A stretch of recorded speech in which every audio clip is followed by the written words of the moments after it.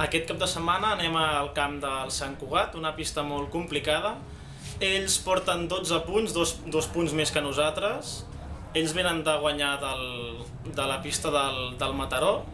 I bé, nosaltres venim de perdre un partit molt complicat contra el Sant Martí, però anem amb moltes ganes i moltes il·lusions.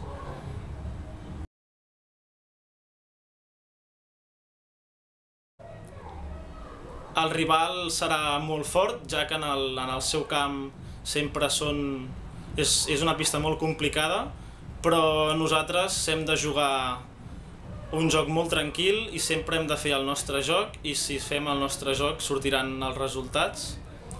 I també tenen 2 punts més que nosaltres, i sempre això és un punt més de motivació.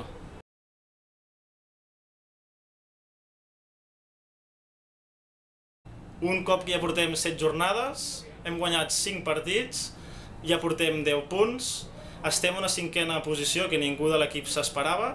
Hi ha un equip que està molt fort, que és el Sant Martí, i nosaltres hem de seguir treballant per mantenir la il·lusió i per aconseguir l'objectiu, que és la salvació.